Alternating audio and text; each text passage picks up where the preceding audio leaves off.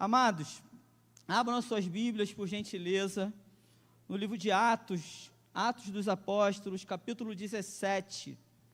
Vamos ler do verso 16 ao verso 34. É um texto muito conhecido, né?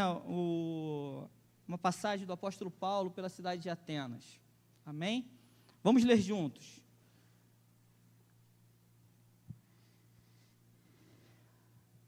Enquanto esperava por eles em Atenas, Paulo ficou profundamente indignado ao ver que a cidade estava cheia de ídolos. Por isso, discutia na sinagoga com judeus e com gregos tementes a Deus, bem como na praça principal todos os dias com aqueles que por ali se encontravam. Alguns filósofos epicureus e estoicos começaram a discutir com ele. Alguns perguntavam: o que está tentando dizer esse tagarela? Outros diziam: parece que ele está anunciando deuses estrangeiros, pois Paulo estava pregando as boas novas a respeito de Jesus e da ressurreição. O que Paulo estava pregando? As boas novas a respeito de quem? De Jesus e da... Então, o levaram a uma reunião no Areópago, onde lhe perguntaram: podemos saber que novo ensino é esse que você está anunciando? Você está nos apresentando algumas ideias estranhas e queremos saber o que elas significam. Todos os atenienses e estrangeiros que ali viviam não se preocupavam com outra coisa senão falar ou ouvir as últimas novidades. Então Paulo levantou-se na reunião do Areópago e disse: atenienses, vejo que em todos os aspectos vocês são muito religiosos. Pois andando pela cidade, observei cuidadosamente seus objetos de culto e encontrei até um altar com esta inscrição: ao Deus desconhecido. Ora, o que vocês adoram, apesar de não conhecerem, eu lhes anuncio. O Deus que fez o mundo e tudo o que nele há é o Senhor dos céus e da terra, e não habita em santuários feitos por mãos humanas. Ele não é servido por mãos de homens, como se necessitasse de algo, porque Ele mesmo dá a todos a vida, o fôlego e as demais coisas. De um só fez Ele todos os povos, para que povoassem toda a terra, tendo determinado os tempos anteriormente estabelecidos e os lugares exatos em que deveriam habitar. Deus fez isso para que os homens o buscassem e talvez, tateando, pudessem encontrá-lo, embora não esteja longe de cada um de nós, pois nele vivemos, nos movemos e existimos. Como disseram alguns dos poetas de vocês, também somos descendência dele. Assim, visto que somos descendência de Deus, não devemos pensar que a divindade é semelhante a uma escultura de ouro, prata ou pedra, feita pela arte e imaginação do homem. No passado, Deus não levou em conta essa ignorância, mas agora ordena que todos em todo lugar se arrependam, pois estabeleceu um dia em que há de julgar o mundo com justiça, por meio de um homem que designou e deu provas disso a todos, ressuscitando dentre os mortos. Quando ouviram sobre a ressurreição dos mortos, alguns deles zombaram e outros disseram: a esse respeito, nós o ouviremos outra vez. Com isso, Paulo retirou-se do meio deles. Alguns homens juntaram-se a ele e creram. Entre eles estava Dionísio, membro do Areópago, e também uma mulher chamada Dâmaris, e outros com eles. Feche os seus olhos, vamos orar. Senhor Jesus, graças te damos, Senhor, por mais esse momento tão precioso que é, Senhor, nos reunirmos e ouvir a Tua santa e poderosa palavra. Eu te peço, Senhor, encarecidamente, pela Sua misericórdia, sobre a minha vida, Senhor. Eu sei que, de fato, sou incapaz de anunciar a Sua mensagem, mas o Senhor, pelo Teu Espírito, o Senhor usa pessoas incapazes, assim como eu, para falar à Sua igreja. Que seja o Seu Evangelho puro, genuíno, ministrado, Senhor, como o Senhor ministrou ao meu coração, ao coração da Sua igreja, para a glória do Seu nome. Amém. Amém. Deixa as suas Bíblias aí abertas, deixa eu colocar aqui o meu cronômetro. Deixa suas Bíblias abertas. Você também aí que frequenta o PG, o seu kit aí, PG, né, a sua Bíblia, a sua anotação, tá? E, amados, eu confesso que eu fui impactado na semana passada pela mensagem pregada pelo pastor Ricardo aqui, sobre Romanos 12. Em pleno carnaval, né, ele ministrou aqui sobre Romanos 12 e nos exortou, como igreja, a não nos amoldarmos, a não nos conformarmos ao padrão deste mundo, né? E se você não esteve aqui, né, você que é visitante aqui, procura lá no YouTube, Igreja Reformada Mosaico, essa mensagem está lá, tá? E ouça, veja essa ministração, que foi uma bênção, tá? O título dela é Entre a Conformidade e a Transformação. Isso falou muito ao meu coração, com uma questão sobre o cristão, né? Nós, como nos conformamos ou não, ou somos transformados pela palavra em meio ao mundo em que nós vivemos. Por quê? Porque essa conformidade, nos amoldarmos ao mundo, isso dilui o nosso testemunho. Isso me levou rapidamente a esse texto de Atos, capítulo 17, porque se Roma era a capital do poder no mundo, Atenas era a capital da sabedoria. Então, em Atenas, Paulo chegou a Atenas não como um turista fascinado, mas como um pregador, cuja alma se revoltava ao ver a cidade sufocada por ídolos. A sua indignação santa, porém, não gerou em Paulo um isolamento da cidade, mas gerou nele uma ação missionária movida pela graça de Deus. Ou seja, Paulo não se isolou, Paulo, pelo contrário, isso moveu o coração dele para que ele pregasse o evangelho naquela cidade. Então, sob o título da mensagem de hoje, Indignação e Graça, o coração do cristão diante da idolatria, veremos como a renovação da mente nos permite ler a cultura sem sermos absorvidos por ela. Aprenderemos a transformar a nossa revolta, a olharmos para a cultura contra o pecado, em pontes estratégicas para anunciar Jesus, o nosso grande e suficiente Senhor e Salvador. Quantos dizem amém? Então aí, Atos capítulo 17, a partir do verso 16, começa assim o texto: enquanto esperava por eles em Atenas, Paulo ficou profundamente indignado ao ver que a cidade estava cheia de ídolos. Amados, Paulo não escolheu Atenas como eu e você fazemos para escolher um roteiro de viagem. Ele chegou a Atenas levado por seus companheiros missionários para que ficasse seguro, porque Paulo estava sofrendo perseguições por anunciar o evangelho. Vemos aqui no início do capítulo 17, se você voltar alguns versículos na sua Bíblia, Paulo sofreu perseguição em Bereia, Paulo sofreu perseguição em Tessalônica, e os amigos de Paulo, os companheiros de Paulo, levaram ele a Atenas, para que ele ficasse seguro. Então Paulo chega em Atenas, a capital intelectual do mundo, e ele olha tudo aquilo acontecendo. Paulo não tem uma vida de turista, Paulo se indigna com tudo aquilo, e ele cria uma ponte para pregar o evangelho, para termos uma ideia de como era Atenas naquele momento, naquele período. Petrônio, um escritor romano, disse que naquela cidade a quantidade de divindades era tão vasta que encontrar um Deus era mais simples do que encontrar um ser humano. O historiador Plínio afirmou que na época de Nero, Atenas era ornamentada por mais de 30.000 estátuas públicas. Paulo percebeu que, apesar do brilho intelectual daquela cidade, aquela cidade sofria de uma profunda cegueira espiritual.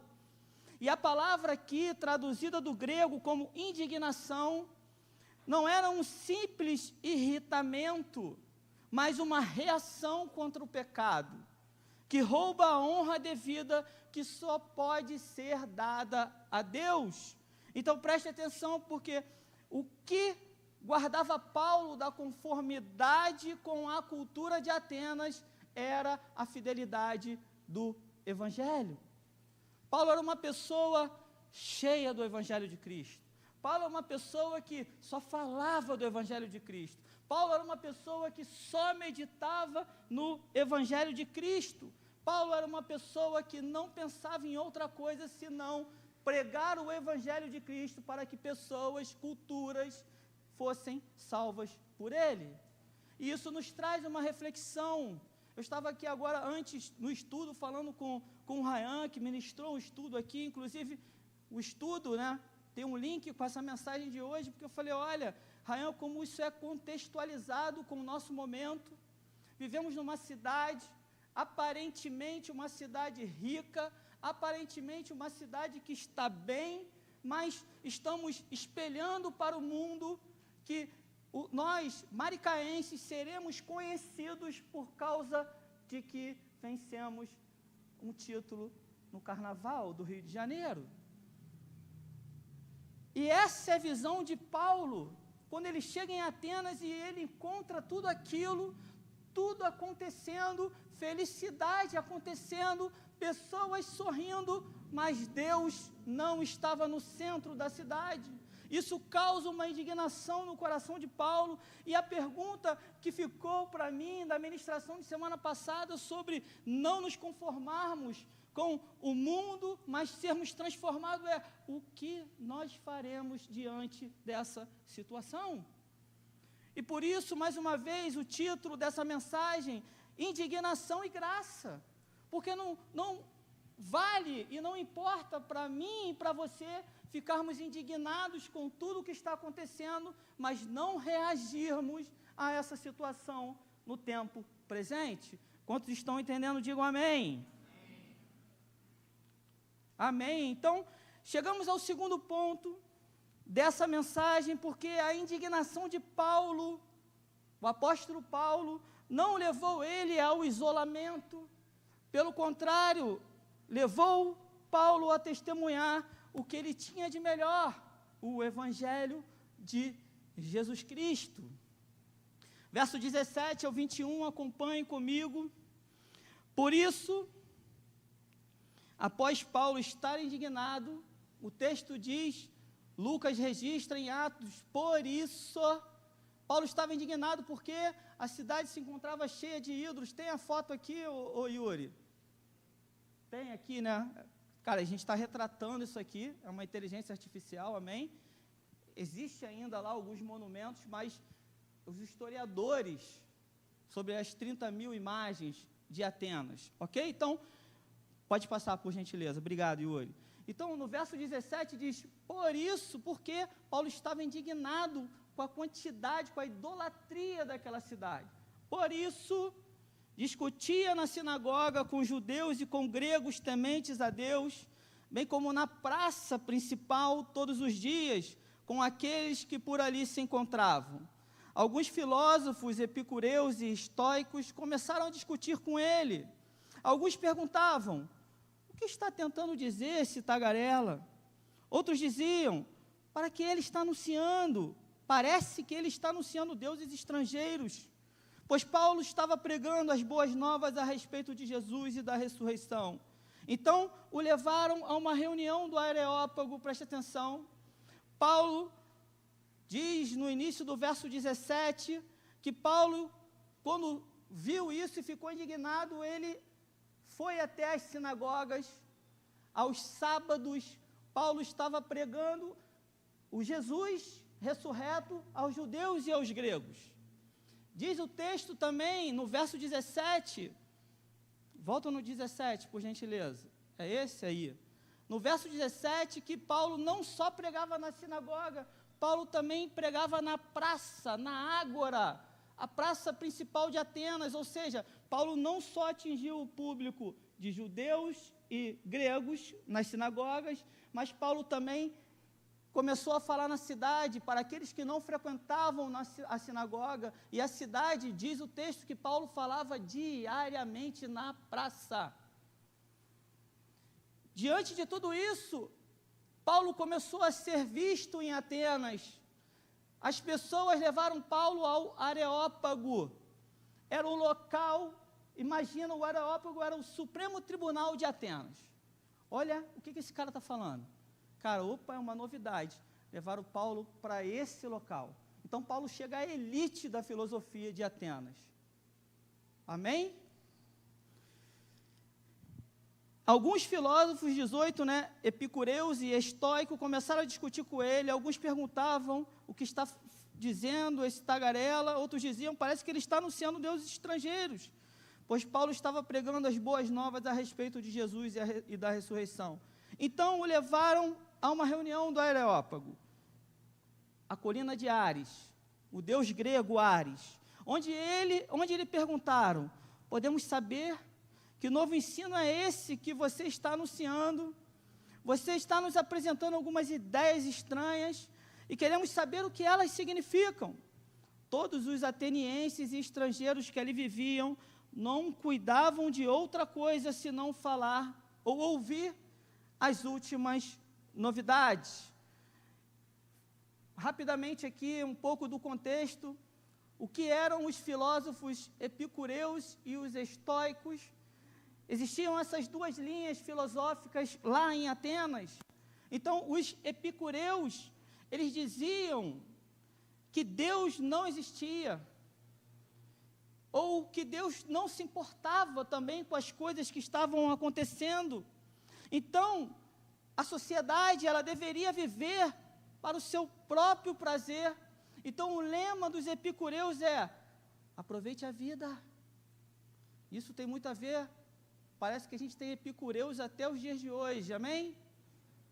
De outro lado, os estoicos, eles diziam que tudo era Deus, tudo é Deus, eles eram panteístas.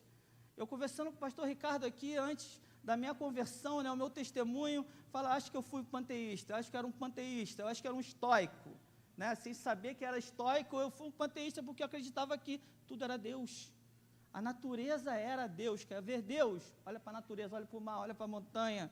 Então os estoicos, eles eram panteístas, eles diziam que tudo era Deus.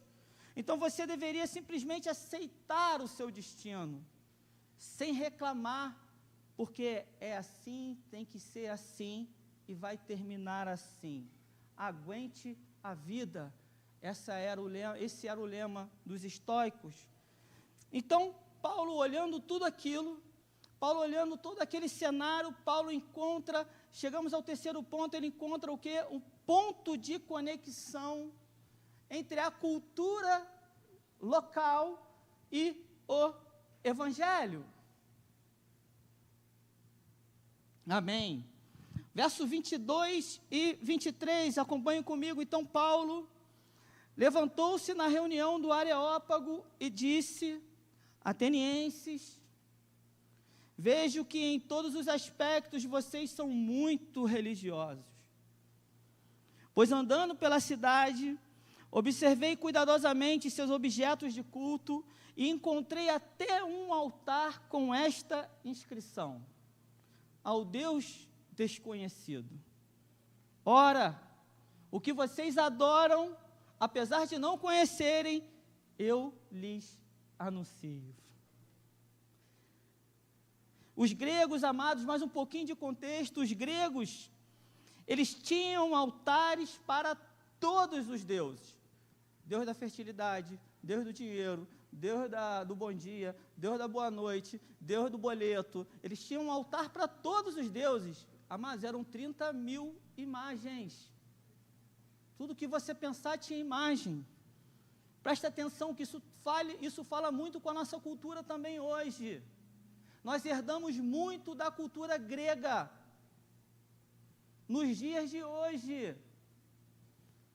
E eles acreditavam que os deuses eram vingativos. Ou seja, se eu não fizer eu vou ser punido. Eles acreditavam que os deuses eram vingativos, então, com medo de que algum Deus pudesse ser esquecido, eles ergueram um altar ao Deus desconhecido. É tipo, olha, eu posso esquecer do Deus da boa noite, e eu alegrei o Deus do bom dia, o Deus da boa noite vai me punir. Então, para a gente não deixar nenhum Deus de fora, vamos levantar um altar aqui, ó, ao Deus desconhecido. Isso vai abranger todas as coisas. Paulo usa isso como ponte para anunciar ao Deus verdadeiro que eles não conheciam. Paulo vai dentro da cultura deles, pega uma ponte e anuncia o evangelho a partir dessa ponte. Primeiro ponto que a gente pode aprender com o apóstolo Paulo, o missionário apóstolo Paulo aqui, é que Paulo não foi rude com os atenienses, Paulo não foi um cara grosseiro, Paulo começou de uma forma cortês e educada. Atenienses, eu vejo que em tudo vocês são muito religiosos. E Paulo entra na cultura deles e pega um ponto e começa a pregar Jesus a partir desse ponto. E aí, a partir daqui, Paulo vai pregar o evangelho de uma forma genuína, e nós vamos aprender com Paulo como pregar o evangelho. Ele vai pregar o evangelho, mas antes disso, uns pontos de destaque é que Paulo, ele não tentou adaptar a mensagem, o evangelho, para tornar essa mensagem bem-sucedida. Algo muito comum nos dias de hoje é você manipular a mensagem do evangelho, não da forma com que Deus quer falar, mas da forma com que o ouvinte quer escutar. Paulo, ele não manipulou, ele não adaptou. Por quê? Porque Paulo cria, irmãos, com todas as suas forças, que só o evangelho verdadeiro salva, só o evangelho verdadeiro liberta, só o evangelho verdadeiro transforma. Não existe uma mensagem de autoajuda, é uma ajuda que vem do alto, e só a mensagem do evangelho tem esse poder. A mensagem do evangelho, outro ponto, ela não necessita de acréscimos. Eu não preciso colocar nada mais na mensagem do evangelho, e eu também não preciso tirar nada da mensagem do evangelho. Ela cumpre o seu propósito conforme Deus designou. Estudando esse texto, eu me lembrei de algo que o pastor Ricardo uma vez falou para mim, ficou guardado no meu coração. Para pregar o evangelho, para anunciar um evangelho, não precisamos ser grosseiros de fato. O próprio evangelho por si só já escandaliza. O próprio evangelho por si só, pregado com amor e graça, já traz o escândalo que leva a pessoa ao arrependimento, se isso for do querer de Deus. Aleluia! Amados, isso, o que Paulo fez aqui, e que Deus está trazendo de ensinamento para mim e para você, é descansar na soberania de Deus. Parece que tudo está de cabeça para baixo, mas Deus está conduzindo o mundo. Aleluia! Outro ponto relevante, antes de entrarmos na pregação de Paulo, é ressaltar que o apóstolo, ele não pregou o evangelho a partir do nada. Ele pegou pontos específicos da cultura de Atenas e criou pontes, não construiu muros, para introduzir as verdades absolutas das Escrituras, sem abrir mão da sua essência. Isso, para mim e para você, é outro grande ensinamento. Quantas vezes, diante de tantas situações, fica a interrogação na nossa cabeça: como pregar o evangelho para essa pessoa? Como eu posso pregar o evangelho para esse meu companheiro do trabalho, que todo dia senta ao meu lado, mas eu não consigo falar de Cristo para ele? Qual a abertura que eu tenho, amados? A gente pensa, a gente imagina que vai vir um anjo e vai descer e ele vai falar: Braulio, agora vai falar, porque eu abri o coração dele. Não é assim. Nós precisamos entender o ponto da cultura local, qual é a chave que Deus vai dar a mim e a você, não é a chave de quebrar, é a ponte, para a partir dessa ponte anunciarmos o Evangelho, amado. Só Jesus salva. Você está buscando salvação em outras coisas, em identidade própria. Você está buscando salvação em status no Instagram. Você está buscando validação própria, amados, mas a nossa identidade vem de Cristo. Começa a pregar Cristo a partir da sua cultura. Na sua cidade, no seu bairro, na sua rua, na sua família, dentro da sua casa. Deus te dá a você e dá a mim a oportunidade de pregarmos o Evangelho. E na maioria das vezes nos calamos, amados, isso é constrangedor. Mas Deus capacita. Deus capacita. Aleluia. Quem está falando com você que hoje é uma pessoa que as pessoas no passado olhavam e falavam, esse cara não tem jeito. Deus capacitou uma pessoa semi-analfabeta para que eu ouvisse o Evangelho da boca dela e me convertesse. Porque não é obra de homem, é obra de Deus. E essa era a vontade de Paulo, pregar esse Evangelho salvador, de quem só prega aquele que tem a vida eterna.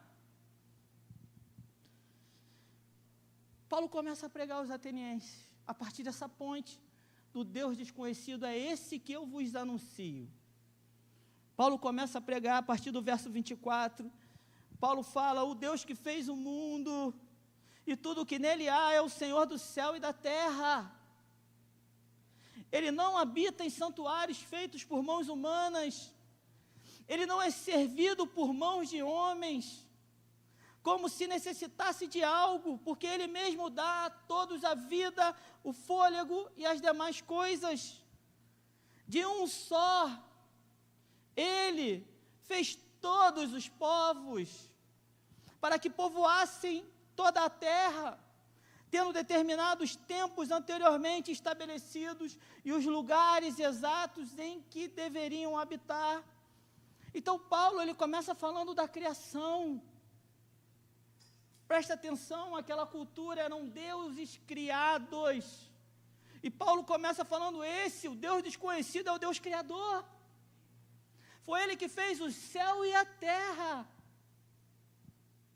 Ele não é um Deus criado, ele é o Criador. Paulo aqui confronta a filosofia dos estoicos, que acreditavam que tudo era Deus.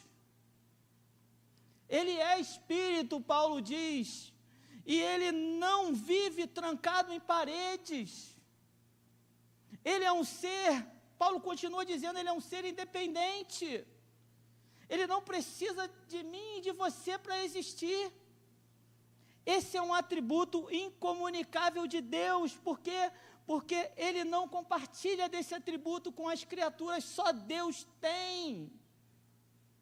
Ele é um ser independente. Nós, sim, somos dependentes dele. Paulo diz aí, ele é quem dá a vida, o fôlego, amados. E ele fala, e as demais coisas. Se Deus dá a vida e dá o fôlego, o que mais você precisa para viver? Mesmo assim, Paulo fala, Deus continua te sustentando. Aleluia! Que pregação maravilhosa! Que glorificação a Deus! Ele diz de um só, ele fez todos os povos, ou seja, Deus criou os céus e a terra, os animais, a vegetação, e ele criou o homem, e de Adão, ele fez todos os povos, tirou Eva da costela de Adão, fez ali o primeiro casamento, e dos dois, criados por Deus, fez todos os povos. É como se Paulo estivesse falando aos atenienses, a mim e a você. esse Deus que você não conhece, é esse que eu estou ensinando a vocês. Deus não fez só isso, Paulo continua, ele colocou os limites do tempo. Amado, se você tiver de viver 100 anos, você vai viver 100 anos porque Deus determinou. E se tiver de viver 30, 40, 50, Deus determinou, Ele estabeleceu os limites. Os limites do tempo e também os locais da nossa habitação. A gente consegue morar em Marte? Não, o homem quer chegar na Lua, ele não consegue, porque Deus estabeleceu também os limites. Isso que quer dizer é que Deus continua governando soberanamente. Aleluia. Atenienses, maricaenses, a gente não consegue fazer nada que não for da permissão de Deus. Esse é o Deus que eu vos anuncio. Verso 27, ele continua, Deus fez isso para que os homens o buscassem, e talvez tateando pudesse encontrá-lo, embora não esteja longe de cada um de nós. Ou seja, Paulo quer dizer que ele é um Deus, o Deus soberano, o Deus criador de todas as coisas, ele é um Deus que requer relacionamento. Ele fala pela palavra, ele ouve as nossas orações, mas tem um problema. O pecado nos levou ao distanciamento. Aqui Paulo começa de uma forma bem sutil a começar a entrar na queda. Paulo começa pela criação, começa a pegar os pontos da cultura e confrontar com o evangelho, e agora Paulo começa a mostrar o pecado. Aleluia! Escandalizar os atenienses.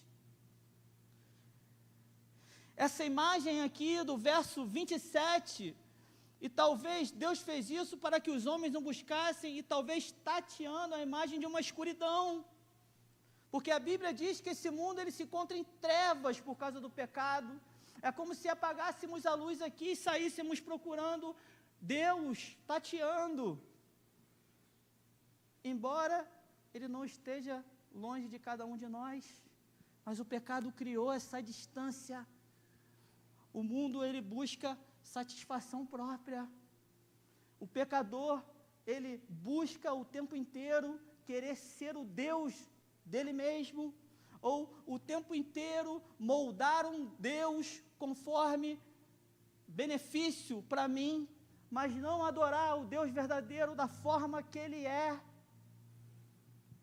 Verso 28, ele continua pregando, pois nele vivemos, nos movemos e existimos, como disseram alguns dos poetas de vocês, também somos descendência dele. Então Paulo diz, olha, ele é o Criador, e ele não é só o Criador, ele é o sustentador de todas as coisas. Os epicureus, eles acreditavam que a matéria é eterna e é fruto do acaso. Então repare que Paulo, ele cita trechos dos poetas atenienses. Somos descendência dele. Verso 29, assim visto que somos descendência de Deus, não devemos pensar que a divindade é semelhante a uma escultura de ouro, prata ou pedra, feita pela arte e imaginação do homem. Imagina aquela cidade com mais de 30 mil estátuas, e Paulo falando sobre isso. Se nós somos descendência dele, como a gente pode querer fazer que Deus seja como uma estátua de pedra ou de ouro? Paulo aqui, ele expõe o pecado de acordo com a lei do Senhor. Está lá em Êxodo, capítulo 20, verso 4 e 5, não farás para ti nenhum ídolo, nenhuma imagem de qualquer coisa no céu, na terra, ou nas águas, ou debaixo da terra. Verso 5 de Êxodo: não te prostrarás diante deles, nem lhes prestarás culto, porque eu, o Senhor teu Deus, sou Deus zeloso, que castiga os filhos pelos pecados de seus pais até a 3ª e 4ª geração daqueles que me desprezam. Esse é o problema da imagem. Amados, nós lemos agora há pouco tempo no nosso plano de leitura a passagem em que Deus levantou Moisés, tira aquele povo do Egito, Deus chama Moisés ao monte, e quando Deus estava dando as leis a Moisés, Deus parou naquele momento e falou: Moisés, desce. Eles já se desviaram, o povo já se desviou. Amados, o povo pegou o que eles tinham, entregaram a Arão. Arão colocou aquilo, derreteu e surgiu, diz o texto, surgiu um bezerro de ouro. Eles começaram a adorar aquele bezerro. Ou seja, Deus tinha acabado de libertar eles de forma milagrosa do Egito. Eles não fizeram nada por isso. Deus derramou graça e eles começaram a dar glória a outras coisas que não é Deus. Por isso, isso é abominável diante de Deus. E Paulo denuncia esse pecado. Chegamos ao ponto 3.2. Agora, a partir de agora, na pregação de Paulo, ele se distancia dos filósofos, após denunciar o pecado da idolatria, e Paulo segue para o apelo. Verso 30.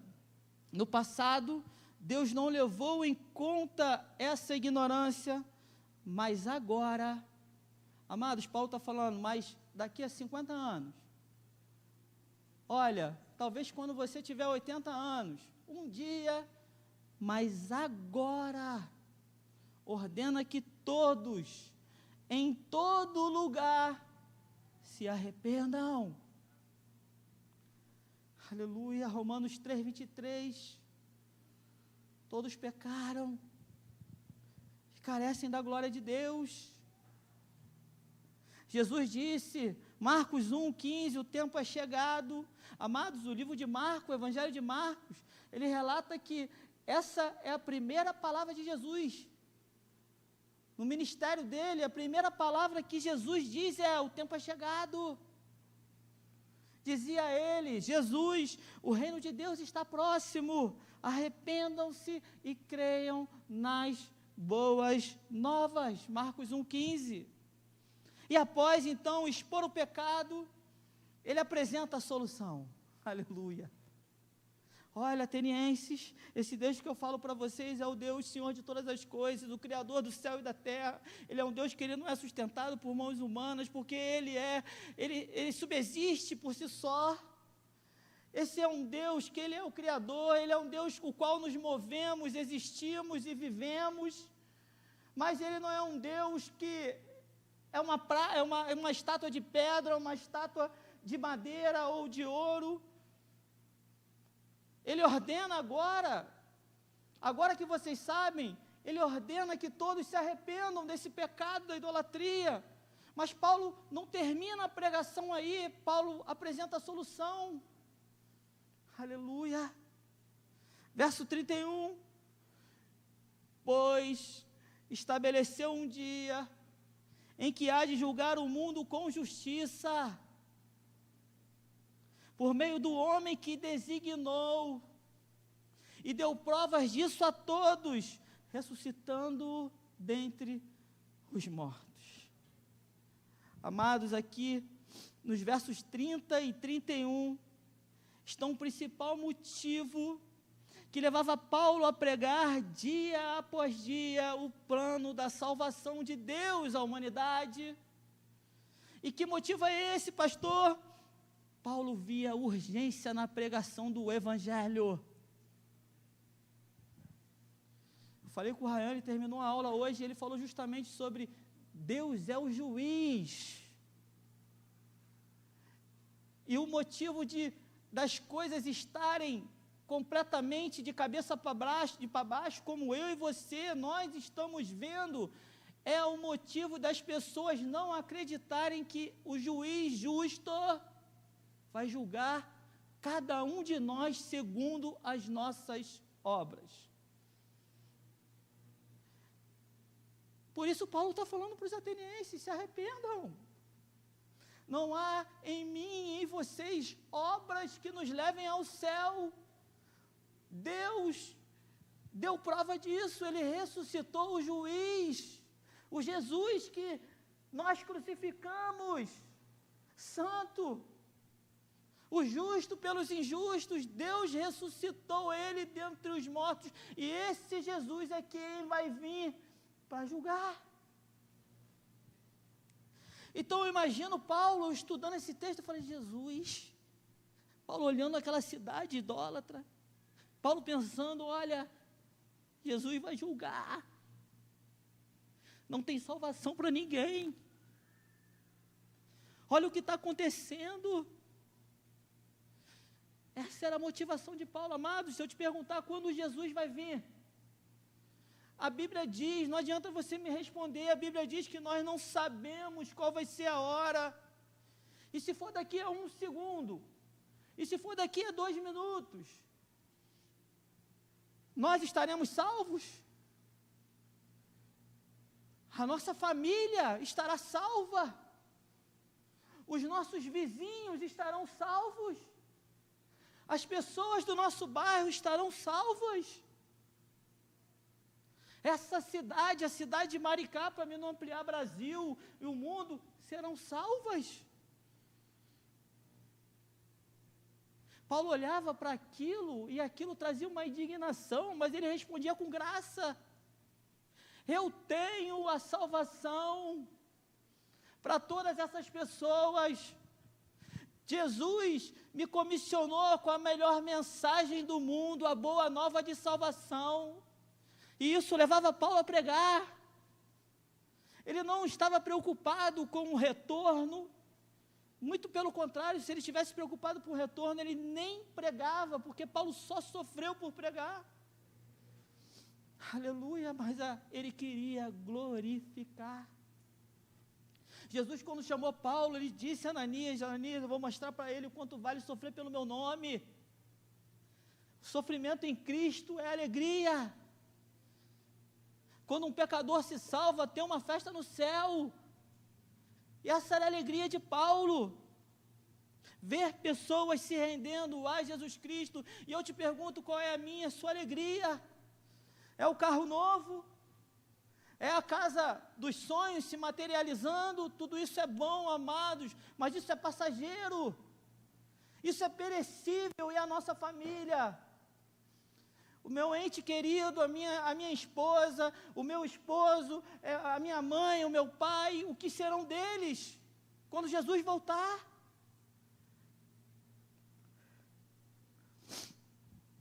Embora Paulo olhava para aquilo tudo e ele falava, embora as pessoas possam estar perdidas, em Deus há esperança. Aleluia. O dia do julgamento final se aproxima. Deus deu prova disso, ressuscitando o juiz Jesus dos mortos. Paulo olhava as pessoas completamente perdidas e se compadecia delas. Só o Evangelho de Jesus salva. Aleluia. Verso 32 ao 34, vemos a resposta da sociedade a essa pregação maravilhosa de Paulo. Verso 32, quando ouviram sobre a ressurreição dos mortos, alguns deles zombaram, e outros disseram a respeito disso, nós ouviremos outra vez. Os gregos não acreditavam na ressurreição. Com isso, Paulo se retirou do meio deles. Alguns homens juntaram-se a ele e creram. Entre eles estava Dionísio, membro do Areópago, e também uma mulher chamada Dâmaris, e outros com eles. Então o texto ele nos traz 3 tipos de respostas dos ouvintes da pregação de Paulo. Aquela cidade ela estava afundada em idolatria, mas o texto ele nos traz 3 respostas. da pregação de Paulo. A primeira, uns zombaram, uns escarneceram da mensagem. Amados, o evangelho é zombado, ele é escarnecido até os dias de hoje. Amém? Não vamos muito longe não, há uma semana atrás, o que aconteceu aqui no Rio de Janeiro? A estátua de Cristo de cabeça para baixo, escarnecendo a religião cristã. Não vai muito longe não, e motivo de festa. E nós estamos olhando isso. Talvez pode estar trazendo uma indignação, mas a gente não está respondendo com graça. Eu não estou pedindo para você ir para a internet e ficar discutindo, não. É para você falar para aquele que está do seu lado. Misericórdia, Jesus vai vir e vai julgar. Vocês não sabem o que vocês estão fazendo. Outros postergaram a decisão. A respeito disso, nós ouviremos outra vez tanto a resposta daquele que zomba, quanto a resposta daquele que adia a decisão, todas elas é uma rejeição ao Evangelho Salvador de Jesus Cristo. E amados, você pode estar aqui hoje, né, e pode estar aqui hoje e estar falando assim, olha, mas, pastor, em outro momento, eu quero ouvir você sobre a ressurreição, mas não agora, eu queria falar uma coisa para você. Quantos e quantos casos de... se você vai viajar de avião, não fica com medo não, estou dando um exemplo, tá? Quantos e quantos casos de pessoas marcaram viagem, acreditando chegar no destino, embarcaram felizes, no meio do caminho o avião, ele não chegou no destino. Sabe por quê? Porque nós não está na minha e na sua mão saber qual é o dia de amanhã. O que vai acontecer daqui a 1 minuto a 2 minutos. Então não postergue, não adie a sua decisão. Aleluia. Mas, diz o texto que alguns homens juntaram-se a ele e creram. Alguns. Entre eles estava Dionísio, membro do Areópago, e também uma mulher chamada Dâmaris. Alguns creram e foram salvos. Coração de Paulo, o propósito foi cumprido. Quando há rejeição do Evangelho, o propósito também é cumprida. A palavra, diz a Bíblia, ela nunca volta vazia. Ou ela salva, ou ela condena. Aleluia. O que nós podemos concluir aqui desse texto, é necessário evitarmos 2 extremos. Ao nos depararmos com a cultura, é necessário evitarmos 2 extremos. O primeiro, um envolvimento profundo com a cultura. Esse envolvimento profundo com a cultura leva à perda da identidade cristã. Amados, Salmo 1 diz, como é feliz aquele que não segue o conselho dos ímpios, não imita a conduta dos pecadores, nem se assenta na roda dos zombadores. Ao contrário, a sua satisfação está na lei do Senhor.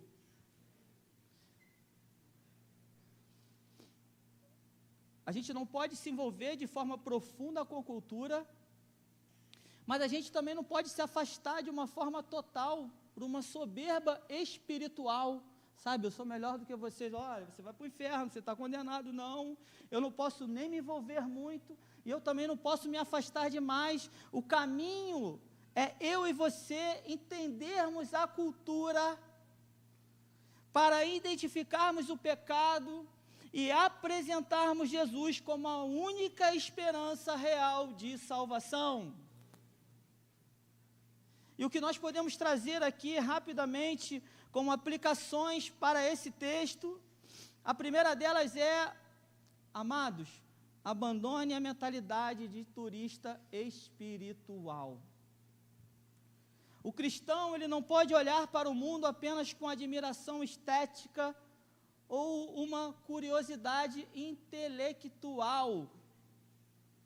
Assim como Paulo não se encantou com a arquitetura de Atenas, mas viu a cegueira espiritual por trás dela. Nós somos impulsionados por Cristo a enxergar as ideologias e os sucessos do mundo modernos não como neutros, mas como expressões de uma cultura que sufoca a verdade. A pergunta para mim e para você nessa noite é: como você olha para o seu país? Como você olha para o seu estado? Um turista espiritual? Como você olha para o seu bairro? Como você olha para a sua família? Com o deslumbramento de um turista ou com a indignação de um pregador? Precisamos pregar o Evangelho. Segundo ponto, identifique os ídolos sofisticados. Nós temos uma cultura de, quando falar de idolatria, a gente lembra logo dos católicos romanos. Amados, os evangélicos são os maiores idólatras. Porque a idolatria, ela não se limita a estátuas de mármore. Ela se manifesta em substitutos modernos, como o quê? A carreira. Você colocar a sua carreira no lugar em que só Deus pode estar, você está idolatrando a sua carreira. Você está fazendo de algo bom, algo ruim. A família pode ser idolatrada. O lazer, as ideologias políticas e até, pasmem, a própria religião. Você pode fazer da religião um motivo de idolatria. Você tira Deus do centro e você coloca a religião. Eu faço porque eu faço. Eu faço porque eu tenho que estar. Eu sou porque eu dou porque eu vou receber, né? Cara, você tornou aquilo ali um ídolo. Te convido a essa noite a um autoexame. O que em sua vida está ocupando o lugar que pertence apenas a Deus? Preste atenção, toda idolatria é uma tentativa de domesticar a Deus e colocá-lo sob o nosso controle. Toda a idolatria é uma tentativa de domesticar a Deus e colocá-lo sob o nosso controle. Paulo disse, olha, ele não é servido por mãos humanas. Ele é o Senhor Todo-Poderoso, pelo contrário, nós que precisamos dele, não é ele da gente. E a gente quer inverter, tratar Deus como um garçom. Olha, eu estou com fome, olha, eu estou precisando agora aqui de saúde, olha, agora eu preciso de um emprego, quando eu recebo, Deus vai embora, não preciso mais de você. Nós, seres humanos, não nos relacionaríamos com ninguém dessa forma, só sugando. Quem dirá Deus comigo e com você, amados? Terceiro ponto, a urgência do arrependimento e uma cultura que busca o prazer a todo custo. Amados, você tem a mensagem da salvação. A cultura, ela busca em todo momento o prazer a qualquer custo. Assim como os epicureus viviam pelo lema, comamos e bebamos, porque amanhã morreremos. Nossa cultura atual busca o prazer imediato e foge da reflexão sobre a eternidade. Vamos viver, porque amanhã a gente vai morrer. Vamos fazer o que tem que ser feito. Por isso que eu digo, quando eu olho para aquela cultura de Atenas, cara, isso, nós somos muito moldados àquela cultura hoje. A igreja não pode se conformar com o fatalismo, ou seja, o destino já está traçado e vai ser assim. Não, amado, Jesus pode mudar a tua história.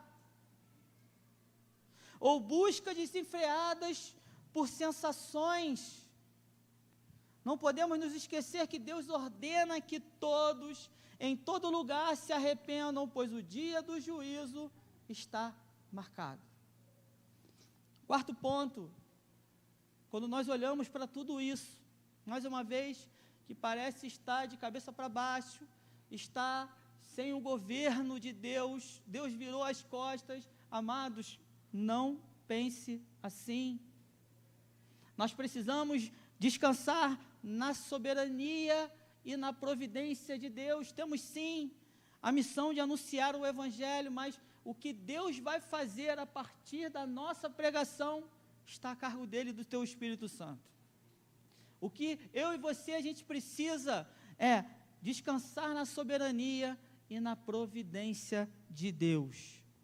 Em um mundo que parece caótico, ou governado pelo acaso, como criam os epicureus, ou por um destino cego, como criam os estoicos, o Evangelho oferece o consolo de que Deus é o Senhor da história e da geografia. Isso traz paz ao coração do aflito. Deus é o Senhor da história e de toda a geografia. Isso traz paz ao meu e ao seu coração. Nós não estamos à mercê de forças impessoais, mas nas mãos de um Criador que sustenta cada fôlego nosso. Feche os seus olhos. Eu queria nesse momento, enquanto o louvor está subindo, está se preparando, eu queria disponibilizar alguns minutos para que você fizesse a sua oração, para que você fizesse esse autoexame na sua vida, para que você se autoavaliasse como que está a sua mentalidade. Tu tens sido um turista espiritual, ou tu tens sido um pregador indignado com o que tem visto, tem agido com graça? Que você identifique os ídolos sofisticados na sua vida, tudo aquilo que está roubando o lugar de Deus na sua vida. Olha ao Senhor, feche os seus olhos por alguns instantes.